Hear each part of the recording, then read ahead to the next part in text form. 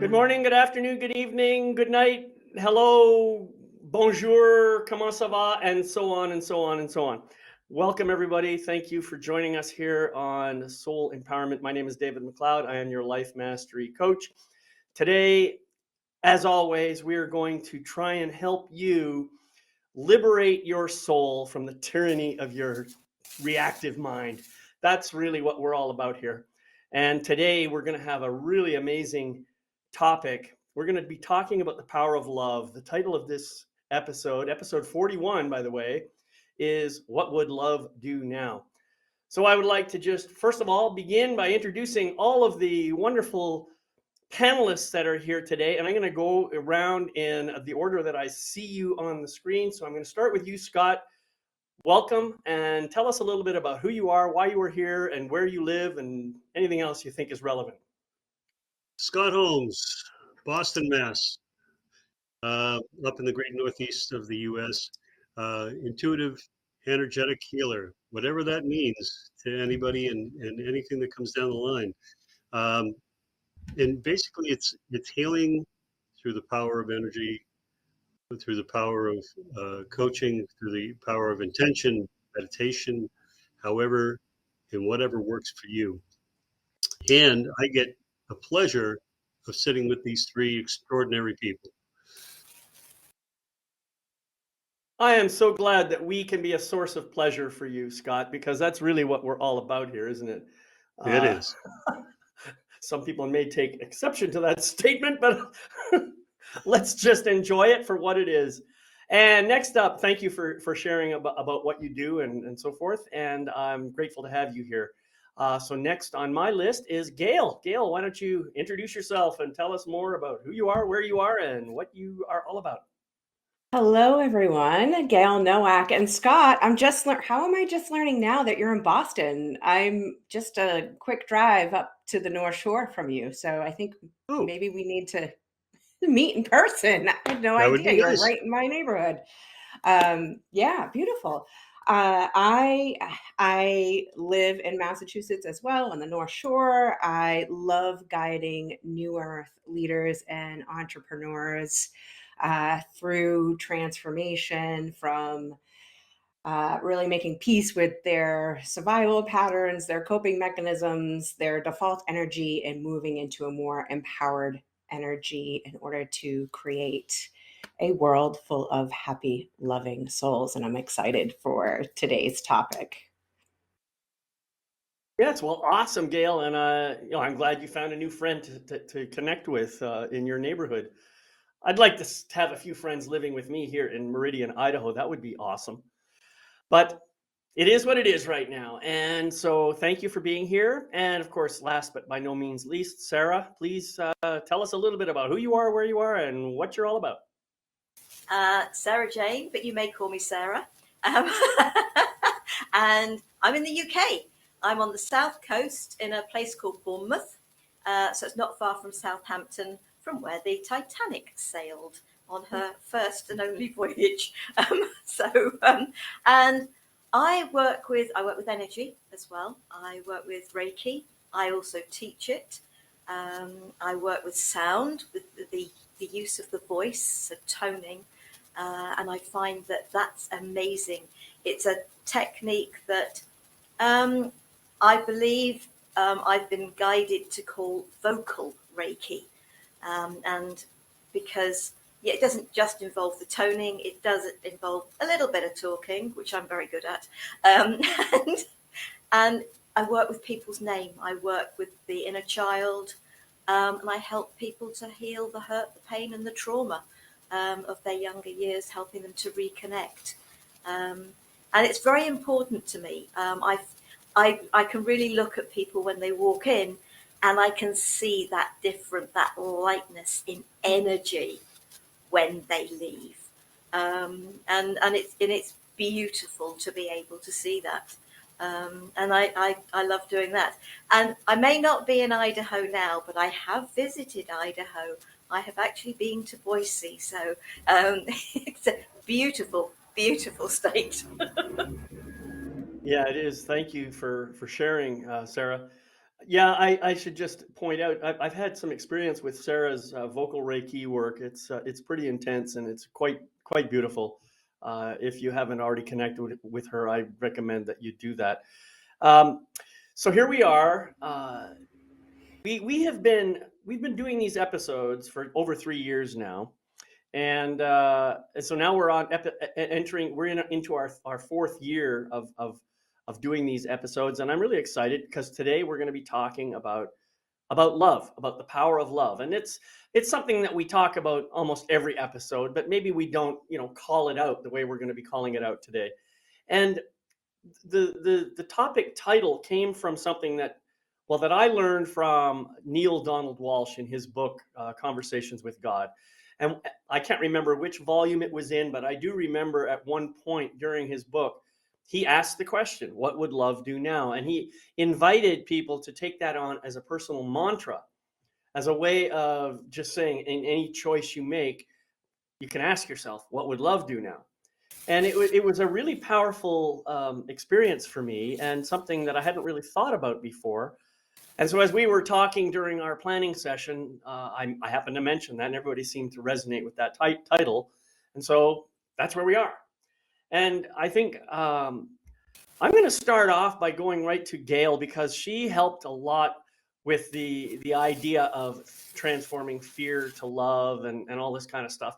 So, Gail, why don't you share a little bit about that, and how this topic title kind of touched you, and what it means for you, and then we'll just kind of go around the circle, or whatever we call this. Thank you, David. Yeah. One of the things that I love about being a part of this experience and on this panel is we have these planning meetings, and then we go about our individual lives. And I feel like, I don't know if this is true for everybody on the panel, but I know for me, something comes up and gives me the opportunity to, yes, God saying, yeah, gives me the opportunity to practice what we're going to be sharing on the panel. And this whole concept of love, and what is love, and what does that really look like, and has definitely been a part of my personal healing journey over the last, I mean, probably over my lifetime, right? And in particularly, really up close and personal over the last few years. Sarah talked about inner child work, and I've certainly done a fair share of that, and really working on childhood wounding and trauma. And that's all from a place of number one, learning like what is real love, what is divine love, what is unconditional love, what is loving, what is being loved, what is loving yourself. So this has been a huge theme in my life, and I love this question.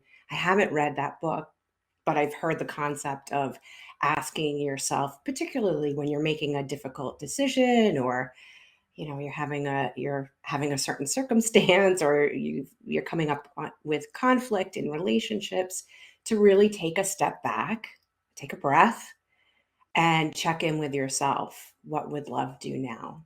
And for me, that's it's there's multiple prongs to that. What would love do now, in the sense of what would feel loving and supportive to myself, and what would be loving and supportive for the greater good, the group, or whatever the situation or the people involved is. And really being honest and willing to move out of that reactionary fear, right? Or the people pleasing, or trying to control outcomes, and really get grounded and centered in, okay, if I am love, and we are all love, right? We live on a planet of love. I know sometimes it's hard to remember given everything that's going on in the world, right? And it's not about denying that or ignoring that. And we are love. This planet vibrates at a frequency of love. We are part of the divine cosmos, which is loving.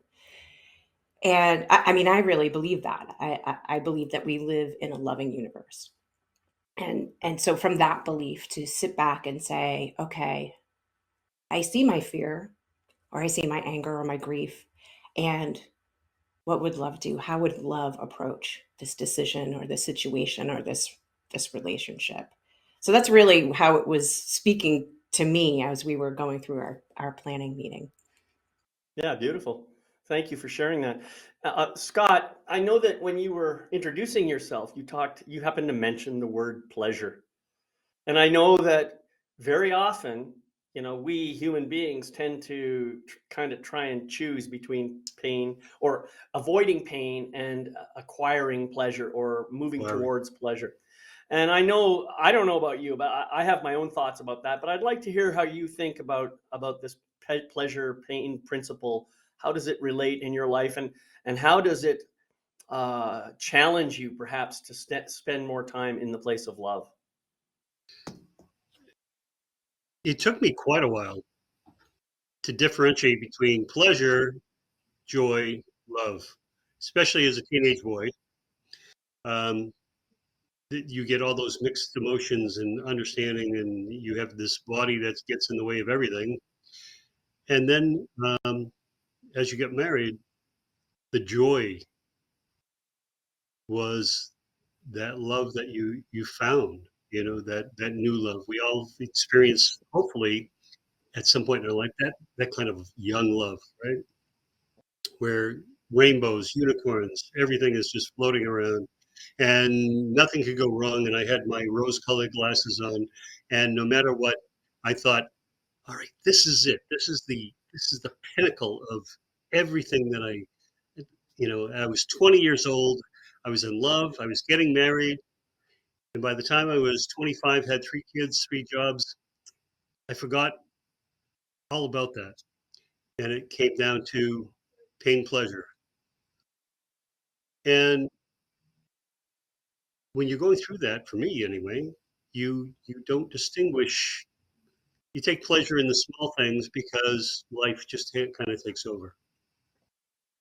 As I've gotten older, and David, you've alluded to this in the elder statesman, that we look at life, love, and all of that so differently, where it's not just survival. Now it is growth, and we're able to expand on that. And I spoke with a couple of people this week. Gail, you alluded to. We take these topics, and I talked to people, and they said, "What would love do?" And they went, "Oh, wait a minute, that's pretty deep. Wait a minute." A lot of people align that with what would Jesus do? That saying WWJD. But what would love do? And I think it's fairly similar to what would Jesus do, in that changes your whole perspective. You don't live life just simply for pleasure. I've known people who did that, and they ended up destroyed on the other end of it because it just this big spiral. It was all pleasure, and there was no grounding. There was no to their life. And now I get pleasure out of the joy of connecting with people, of being able to give of myself and be able to help other people. So the whole definition, when you look through that prism of love and how you define it, really changes everything. It changes how you relate to everybody around you. It changes how you relate to your life, how you see your life, your perspective, whether you're happy with your life, and gratitude. It comes along with those different levels. And gratitude is one of those levels to get to love. So yeah, it changed my perspective entirely about my life, um, how I live my life, forgiving myself, enabling myself to really appreciate and accept and allow that I am human. I did the best I could with what I had at the time, and that now that I'm in full understanding or a fuller understanding, I don't know if we're full, that you deal with people in a much more compassionate nature. And for me, that's what happens. And love is kind of that filter to allow compassion to come through. I hope that kind of answered your question. Oh, it's beautiful. Thank you. Uh, I was just going to say that in my perspective, and I don't know how other people feel about this, the pain and pleasure dichotomy seems to be something of the ego mind to me. Uh, and I think you alluded to this, although you didn't say it specifically. When we're in the ego mind, we're in the mind space, then we're seeking to gratify ourselves. We're seeking to make ourselves look better than we really are. We're seeking to perhaps make other people seem smaller so that we can feel bigger. We get into that competitive state, and that's kind of the way the ego mind works. But when we bring our focus away from our heads and our ego minds and down, down, down into our hearts and our souls, our whole perspective shifts. And I think this is where you are talking about joy. This when I get down into my heart and my soul, I can experience joy more fully. And I also believe that from a spiritual perspective, uh, there is neither pain nor pleasure. There is just beautiful contentment, and meditative serenity, and all that beautiful stuff that we talk about, and many of us have a hard time experiencing physically. So I think part of what our objective is here today is to help people find that path away from this, chitter chatter up here in the ego mind that's always trying to avoid pain and seek pleasure, and move more down into that place of authentic joy and love. Sarah, you do a lot of work, you said, with people who, they're struggling one way or another, and you use the concept of sound, and in particular vocal sound. Uh-oh, we seem to have lost Sarah's camera. Are you still there, Sarah? Yeah, for some reason, my computer decided to go into shutdown mode. Okay, well, you're So still here. That's the main thing. exactly. Were you hearing what I was saying? Okay. Yeah. Okay. So why don't you share a little bit about that, and how sound can help us get away from this, pleasure, pain, uh, conflict, and down into the serenity of the soul. I'd like to actually go back to the people pleasing thing before I come into that, if I may, because I spent so many years as a people pleaser. And I think that was very much because of insecurity. And when I heard people say, I know myself, I like myself, I love myself, I hadn't got a clue what they meant. It was alien speak to me because I could not relate to that in any way, shape, or form. Sort of. And so it's where I suppose it was about my healing journey that has brought me to do what I do today. And when you are in that space, you have no idea about what would love do now, because you do actually care about others, or do you? Are you just in that place of, I really want, and I'm using that word very, very deliberately, I want people to like me, to love me, to acknowledge me, all the stuff that we should be doing for ourselves. And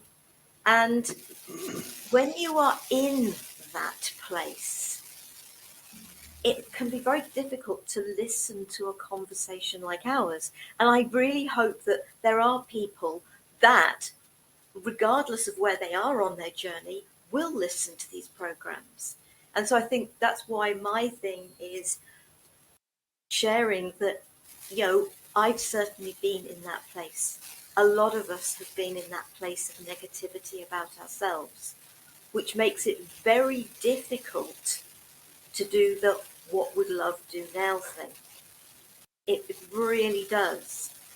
Because for me, the answer to that is love would start by loving yourself, which when you're feeling that negative is not easy to do. It really isn't. And one of the things that I have found with my work, with working with the sound, and sound is amazing in all its forms. Think about the music you listen to and the different ways the different music helps you to feel. If you wish to be energetic, you'll play something energetic that you feel you can really move to. Whether it's not doesn't have to be dancing, it could be just doing your housework, sort of. But it gives you an energy. And then there's that music that you like to listen to when you're trying to relax and to unwind. But think about the sounds that surround you. If you live close to a busy road, you can learn to switch it off. But when suddenly somebody goes past too fast to make an heck of a noise, it really impinges on your senses.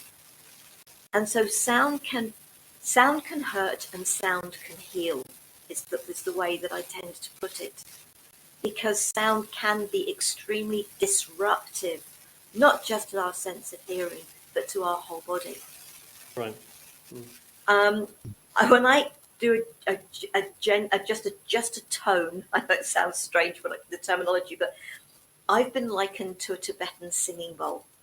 People who turn around and said, I've had to open my eyes because I couldn't believe the sound I was hearing was coming from a human being. And it's lovely when that happens. It's because the energy of that sound has really touched them. But the most powerful aspect, and do you know what? You don't have to be able to do it the way I do it. But the most powerful thing I believe anybody can do for themselves, start by speaking it, your name. For me, especially the name your mother called you as a child. Now that, for some people, will be very difficult. I get that. I had a situation with, when I was giving a talk towards the end of last year, and it was a small group, so I actually toned everybody's name for them very briefly, but I toned everyone's name for them. And one of the ladies, when I got to her, she said, well, actually, I was adopted. She said, but I do know the name my birth mother gave me, but then this is the name that my adoptive mother called me. And so I agreed to do both. And seriously, her name that her adoptive mother called her, she felt that energy. But the floodgates opened when I toned the name her birth mother gave her. Because that felt like a rejection, but suddenly she felt the love around that name. And it made a massive difference. I was literally only talking to somebody a couple of days ago about the connection. Isn't it wonderful when you can have a conversation like we're having and we can be open with that conversation we're talking? We don't have to think, oh, can I say this? And I said to her, would you like to experience? And her answer was yes. And I said, okay, what did your mother call you as a child? And she said, well, actually, and I can't remember what the name was. She's Filipino, but she was born in South Africa and whatever. Anyway, and so she told me the name her mother had called her was a nickname. And then what else her mother had also called her at times. And so I did both for her. But the one that amazingly touched her more was the nickname. And she hadn't expected that. It really did. So our name is majorly important. And even if you can't find, some people would say, oh, when you do the people's name, you're singing it. It's still toning to me. I feel I channel that energy. But that, to me, is about acknowledging yourself, honoring yourself, loving yourself. And when we can start from that place of love for ourselves, I think we can more easily answer the question, what would love do now? Right. Yeah, beautiful. Thank you. And I think just to tie back to what Gail was saying, we are love. So interestingly, if we love ourselves, we are loving love. How many people have thought of that before? And what does it mean to love love? That's an interesting question. Perhaps something for another day. But Scott, I noticed that you were kind of responding or reacting to what Sarah was saying. Did you have something you want to add to that? I was just thinking, my mom always called me Scotty, and I had not heard that in so long, and it was reverberating, and I heard her voice in my head, and it just brought a smile to me. I lost my mom a year and a half ago, and it had not thought of that. Thank you. Yeah. Yeah. And so, Gail, where are you with all of this conversation? Hmm. I want to speak to what Sarah was saying about loving yourself first. It's a statement, it's an idea, it's a concept that I feel we hear a lot in spiritual circles and healing circles. And I remember hearing that for the first time and immediately thinking, oh, I love myself. And thinking that everything's great, everything's fine, right? Very much up here. And, on some level, it's true. I was loving myself. And then I remember hearing that phrase again and getting really irritated about it, feeling really like, okay, whatever, and wanting to brush it off. And the irritation was coming from the place of, yeah, I know. And what does that actually mean? How do you actually do that? What does that look like? And so I feel like in the modern day age that we have, in the soundbite age that we have, it's true. Love yourself first. It's true. And how do you do that? And I love, Sarah, that you do this vocal work, this sound healing, because it moves us out of our head and into our body. It cuts through all the thinking about it and analyzing it and am I doing it right? And it just cuts through all of that, and it gets your clients into their heart and into their body. And I love what you're saying about the name. I had an experience with a coach a couple of years ago, and that was one of the practices that we were working on as I was learning to love myself and reconnect with my body and be more fastidious with my boundaries and really calling back my own energy. I'm sensitive, I'm empathic, I've been wide open and available for energetically available for everybody, didn't know it. And I started doing this exercise of not very long, just saying my name, just calling my name, Gail, Gail. And you feel it vibrating through you. And so this piece about connecting with your body, with your name, with yourself, with your heart, it goes beyond thinking. It goes beyond that mental piece. And we've been taught to live from the neck up. I think I've said that in other episodes. And that's a lot of my work, my own work, has been, aligning all of me and helping my clients get more into their heart, get more connected with their soul, get more connected to um, I'm going to use the words discomfort and desire when we're talking about pain and pleasure. I do think that when we have discomfort, it's information. It's information that we're out of alignment. And when we have a desire, that's on a soul level. That's not necessarily on an ego level. We have a desire for something, to experience something different. And a lot of times we shut that desire down. But that's the love, the truth in our heart calling us forward.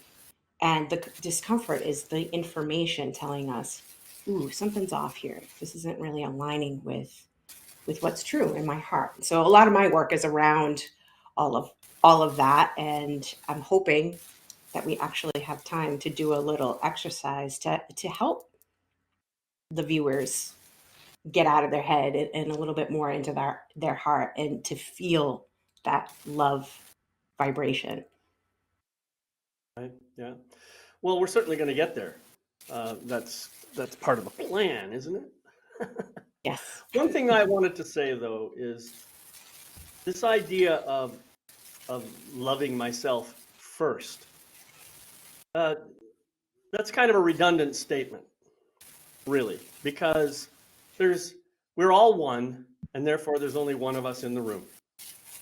And so loving myself is all I can really do. I know a lot of people are going to say, oh, you're an idiot. That's just stupid. We're all different. We're all separate. We're all this and that and the other thing. I said, sure, we have an illusion of separateness. That's part of what makes this life so fun. And we love the drama that's associated with that separateness. We play with it. We have fun with it. We create conflict with it. We create healing with it. We do all kinds of amazing things with this illusion of separateness. And yet, when we pause and just come back to the truth and get back into our hearts, we recognize that we are all one. And so there really is no you, there is only I. And so, how can I do anything more than love myself? Because if I am loving myself, then I am also loving you by extension. This is something that it sounds philosophical, it sounds esoteric, it maybe sounds a little bit too woo-woo for people, but it is the truth. And the thing is, to the ego mind, that seems like a lie. Okay? The ego mind has a different perspective. This is why it's so important for us to do this work that we're doing of understanding that our ego mind has a place in our physical world to help us navigate it, to help us move around and do things and keep ourselves physically safe. But all of that is just an illusion, because even if this physical body disappears at this instant, the essence of who and what I am continues indefinitely. This little portion of essence called David, which is merged with the essence called Gail and the essence called Scott and the essence called Sarah, in the grand scheme of things, is all just one beautiful, amazing essence. And we all just have the opportunity here to live and experience a very finite, short-term physical life experience so that we can contribute to the overall experience of all that is. That's what this is really all about. And so we need to find a way to descend, to quiet the ego mind, to descend down into the body and into the heart and into the soul, where we can then experience that oneness for ourselves. And so I'm going to ask you, Gail, to help us do that right now. Okay. So you may want to. You can sit. You can stand. If you've been sitting for much of the day, you might want to stand up for this. Just kind of shake off the energy a little bit. Get acquainted with your body, right? Yeah. So if you want, you can close your eyes. And just maybe put your hand on your heart, your hand on your belly. Take a couple of deep breaths in and out.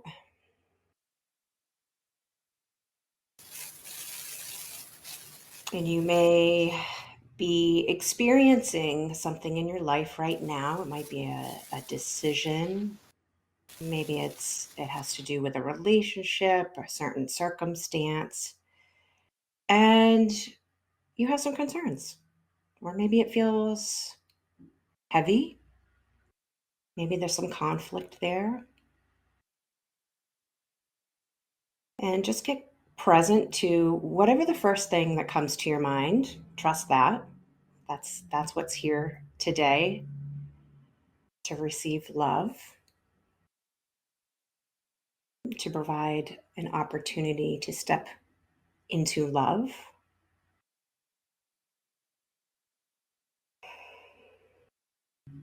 And I invite you to imagine a cord of light extending down from your spine, down your legs, down through your feet, down through the ground into the core of the earth, connecting you with the heart of the earth, and just feeling whatever sensations you're feeling as you connect to the heart of the earth.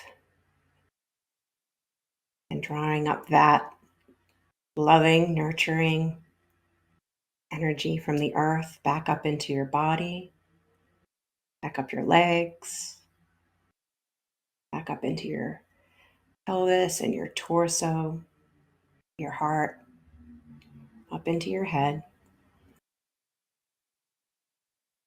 And we're also going to connect with the heart of the cosmos.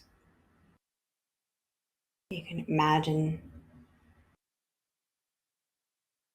crown opening up to receive that beautiful, loving energy from the heart of the cosmos, just pouring in, pouring down into your head, down through your neck, into your chest, all over your heart, down into your torso, down into your legs, down into your feet.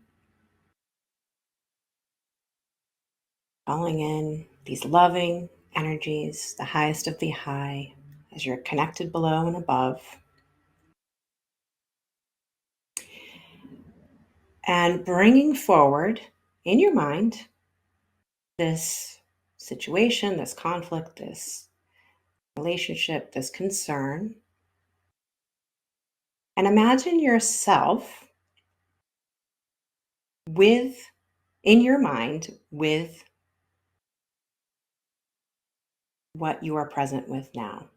Your small inner self is in your mind with this energy, this situation. You may want to greet it, say hello. And as you're connecting in your mind about this situation, you notice a platform.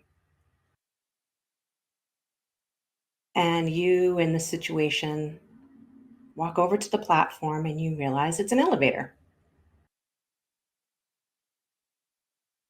And you agree to take a little trip on the elevator. And you push the down button.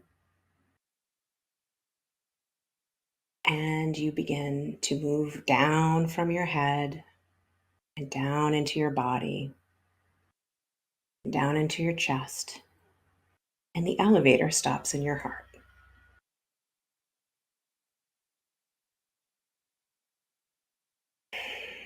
And as you're stepping off of the platform with the situation, just notice the energy here in your heart.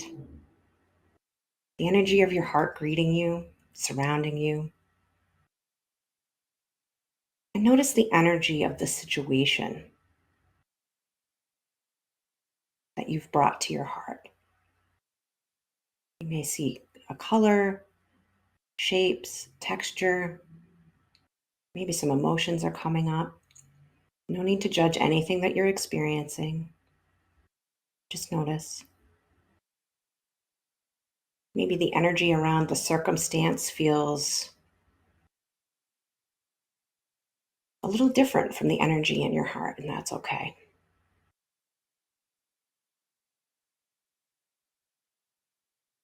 Now imagine a pink flame of divine love igniting in your heart. You in this situation, you're standing with this pink flame, standing over it, standing by it, and see the glow of this flame expanding around you both, around you, around the situation that's on your mind today.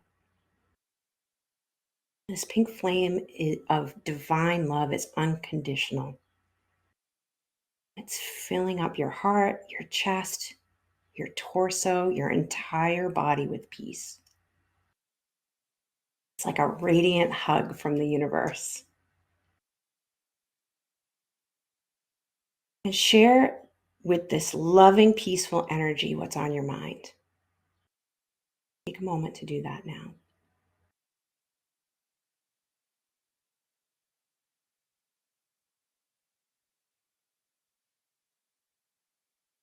And when you're complete, ask this flame, this loving energy, your heart, ask, what would love do now? What would love do now? What would love do now? Just breathe, relax. You may want to rub your chest.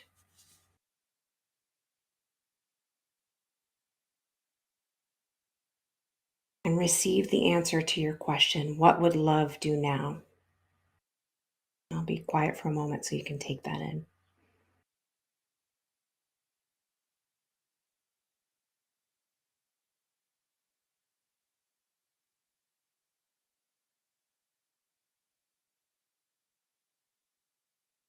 And once you've received the response, imagine this energy flowing to you and through you to this situation, this circumstance, this decision. And take a moment to thank this divine love for its message, its support, its clarity. And as you stand within your heart, imagine yourself there in your heart and here in the room, embodying this loving guidance, basking in that energy, emanating from your heart through all the cells of your body, all around you, through all aspects. And just feel that, bask in that. Again, you may want to rub your chest or tap on your heart just to anchor it in.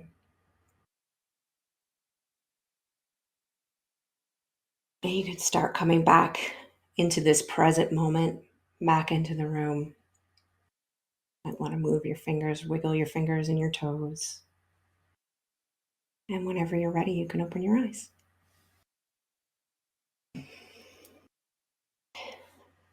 And I want to invite the audience, if anything came up and you want to jot some notes, feel free to do that.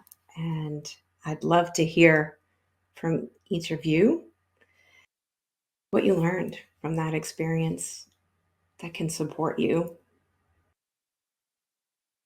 with whatever came up, whatever came up as your decision or circumstance.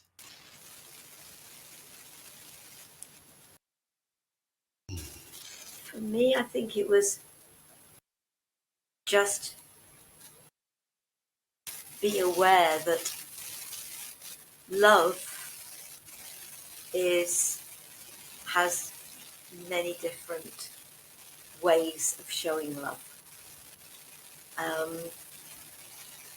One of the things I've said for many years is while you're doing for others, you're holding two people back. And sometimes the most loving thing you can say to somebody is no. Especially somebody that keeps coming and asking you to do the same thing over and over and over and over again. Whether it's a family situation, a work situation, a friend situation, it doesn't really matter what it is. Love, the greatest gift sometimes any of us can receive is a no. Mm-hmm. And that no will come from love. And it's not easy to accept a no as being something that is loving.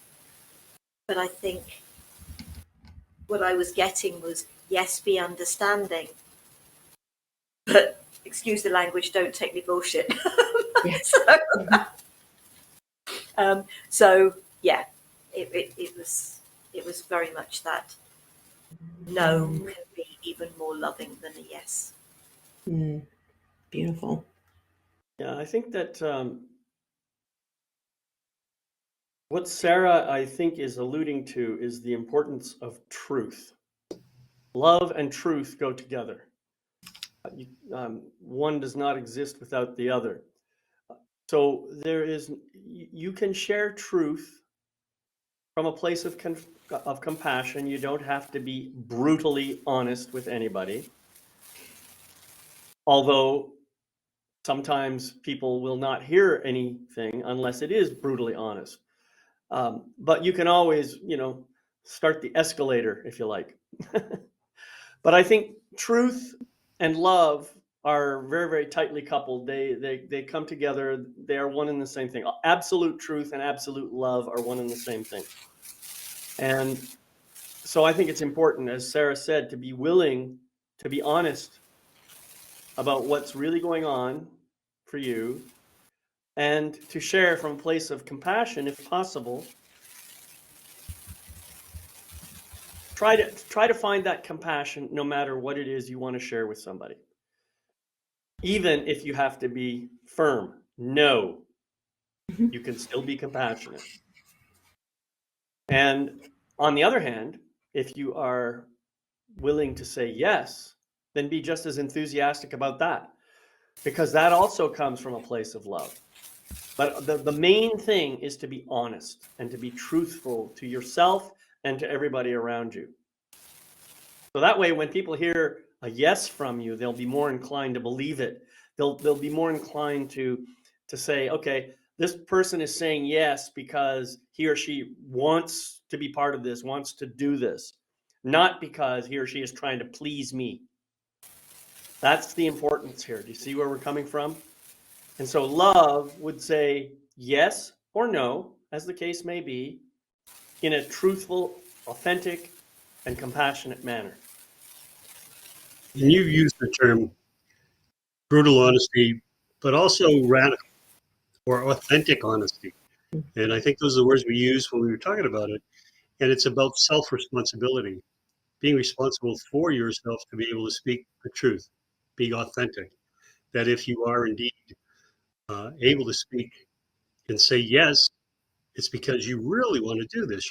It's not because you're supposed to or you have to or we all have friends who kind of knock on the door and you hear from them once every 6 months and they say, hey, do you have whatever, the lawnmower, the weed whacker, a cup of sugar? So it's that honesty that you bring to it. And you've alluded to it a number of times, David, and it's authentic. And I think when you get to that point of love, you are truly authentic because you see things from that prism, that perspective of compassion, of love, and it's truthfulness. Thank you. And thank you, Gail, because that was very similar to some of the things that I do, the meditations, but a slightly different slant, I think, just in the visualization. Yeah, yeah. Thank you all. I love the messages coming through because it's I feel like there's a little bit it's a little bit different than what we may have heard growing up or what we've been conditioned to believe what love is. That firm can be compassionate. Um, no can be loving. Like imagine that, right? And really bringing it back. You're absolutely right, David. Like bringing it back. Love and truth go hand in hand. I see that Renee. Thank you, Renee, for sharing. David, do you want me to just read this Sure, out loud? go Do ahead. we have time for that? Yeah. Yeah. So Renee says, what came up for me was love telling me to not let go in this situation. Discernment is a difficult thing. However, my consistent energy with my circumstance has long been to not let go. Many are offering the advice to let go, but they don't know the truth of the situation or the depth and expansiveness of love that's there. I'm going with not letting go. Wow, I'm going with love. Ooh. My situation involves my 8-year-old brother and his well-being. So I'm going with love. Beautiful, Renee. Thank you for sharing that. Thank you for sharing that. And I feel like this brings up, we seek out advice from friends and family and even professionals. And what I'm hearing you say, Renee, is like sometimes that gets confusing and we really need to sure, maybe listen to some of the things that are being presented to us, but the answers are in us. The heart knows. The heart knows the truth. The heart knows the answer. And so if you can bring it back in to yourself and connect with your heart, that's part of that discernment process. I've been through a very similar situation, Renee, where it would be really easy to listen to the advice and even kind of go with my own default energy of like, yeah, I'm out of here. And every time I came back to my heart, it was like, there's more here for you. You know, there's more love here. There's more learning here.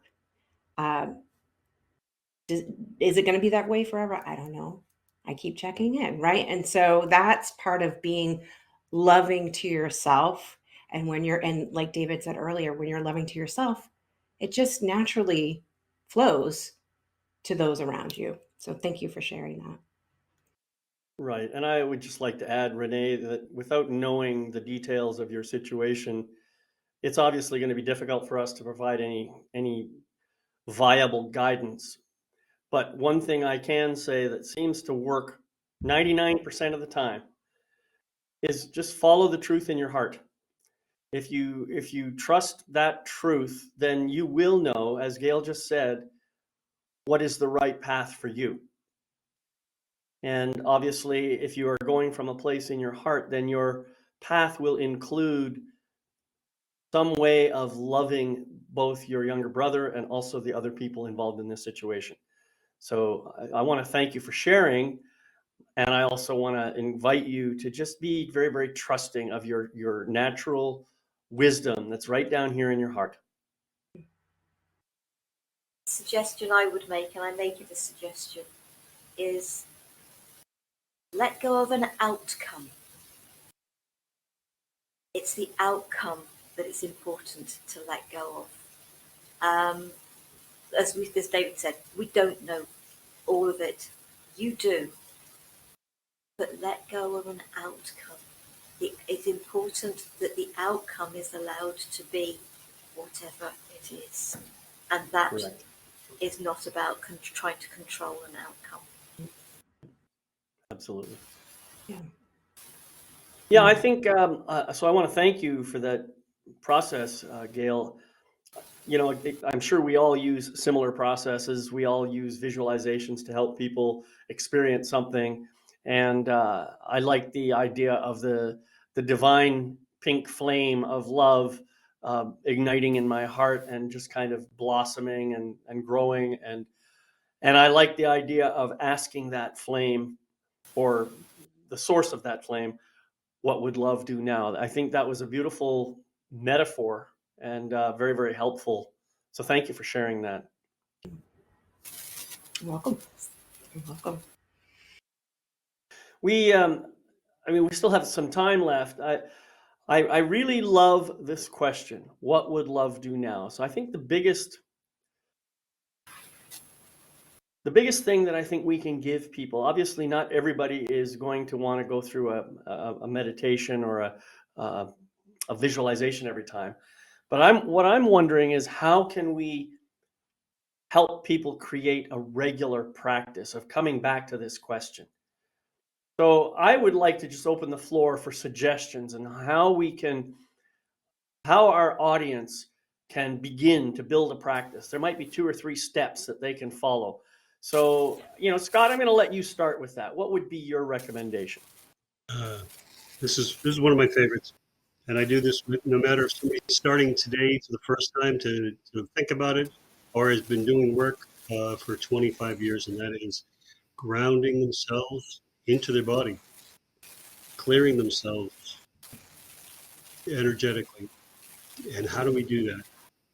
Quiet. Most of the time, I find that people get up out of bed and then they're right into their phone, the television, the kids, everything is off, and they get caught up in the day, and before they know it, half the day's over, and they haven't even really thought about or given of them to themselves. And I ask my clients to get up 10 minutes early. I'm asking for 10 minutes. They say, 10 minutes? Yeah. You have 10 minutes in the day to give to yourself. And that is getting up, having that quiet time, whether it's sitting in bed or lying in bed, and just listening to those things around you and coming back into your body, and understanding where you are with that. And very slowly just walking down your body, starting at your head all the way down to your feet and then back again. And just feel into your body, be there. As Gail did, we went through, you're not as much in your head. You're actually acknowledging your body again. And that's the start for the day. Something as simple as that. Now, for me, I get on the mat, I do yoga, I do meditation, I do all this stuff. But it started out that same way, especially with Reiki, about doing self Reiki. Very, very quick, very, 2-minute thing. But it's just getting back into your body and acknowledging it. And from there, the day gets better because you're firm, you're grounded, and you have a really strong foundation to start the day with. Beautiful. Yeah, thank you. Sarah, do you have anything you'd like to add to that or expand on it? Well, the way you said grounding, of course, it's one of the things I actually do twice a day, to be perfectly honest. But the way that I do that is I actually invite my roots down. I invite my roots to go down into Mother Earth, deep into Mother Earth, anchoring into her. So if you wish to take that down to the heart of Mother Earth, to the crystal cave at her heart, wrap your roots round whatever works for you.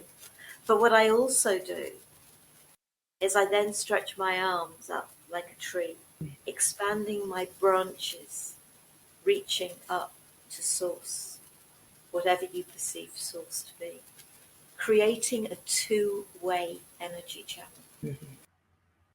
I then invite the energy from Mother Earth up through my body and through my heart, up to source. And then from source, bringing the energies down to me, through my heart, down to Mother Earth. I then come back to my heart, expanding the energies to encompass the lives of all those whose lives I touch. Beautiful. So it is all about heart. Yeah, that's really lovely. And I think one thing that I would add to that, first of all, if you can go outside and get out into nature somewhere, Mm-hmm. that is one of the best things you can do for yourself. Better yet, if you can find a place, now this might seem controversial for some people, but I'm going to suggest it anyway.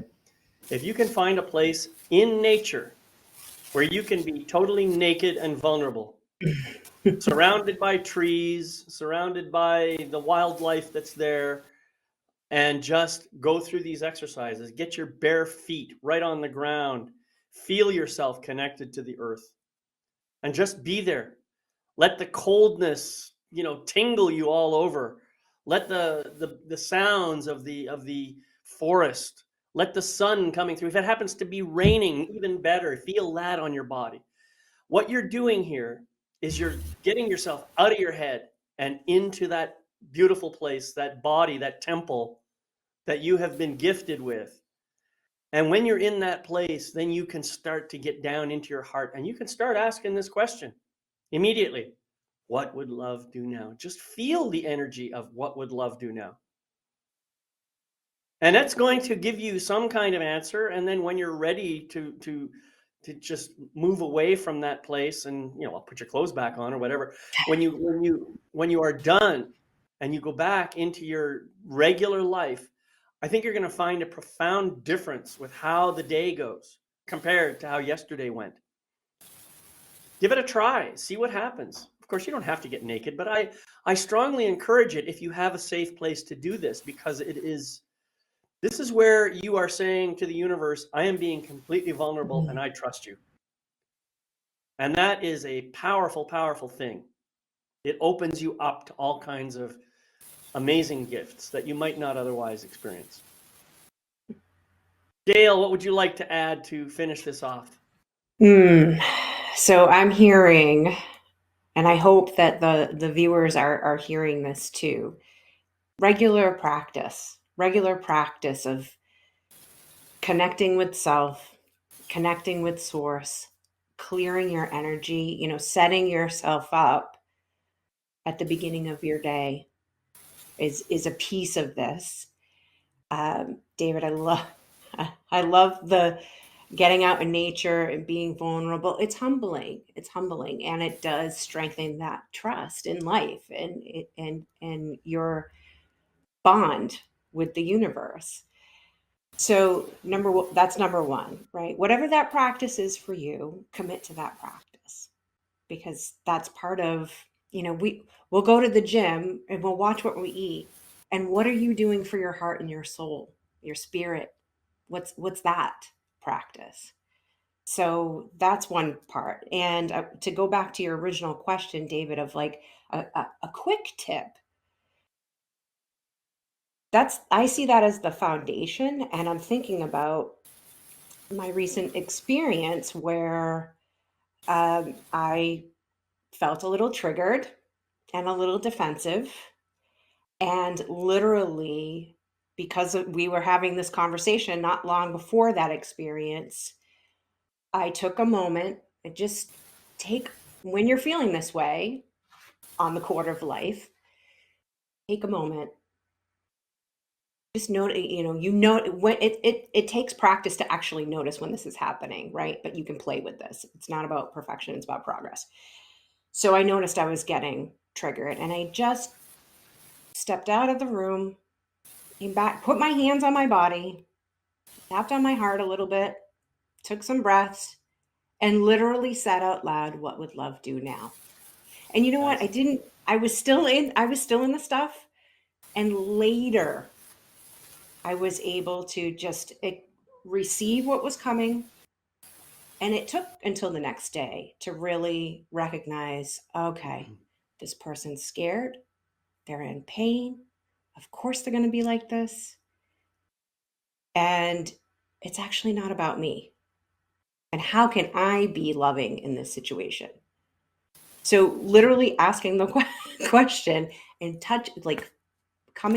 pausing, asking the question, feeling yourself in your body. Yeah, beautiful. So before I close out, I just like to acknowledge Renee. She left another comment. She said, "Definitely will trust my heart. Thank you, David. Yes, Sarah, letting go of outcomes is so hard for me in general because I want goodness and love to be everywhere. This is always the intention of whatever I do and say. I can't seem to help it. In this case, the outcome is being together or apart from my brother. I can't seem to release the outcome. We must be together. I have been asking what would love do now throughout this year-long situation, which is part of why this topic was a bombshell for me. I only get one answer: do love and don't let go. Worst case scenario is that I commit my life and love to my brother and being present for his well-being and safety in whatever way that I can. I accept this. Between time, I ensure to stay connected to divine love in my service to myself and others." Renee, that sounds absolutely beautiful. I just want to thank you for sharing that. And I think it's a beautiful place for us to wrap up right now. It tells us that there is lots and lots of love in this world, much more for us to bring forth if we choose to.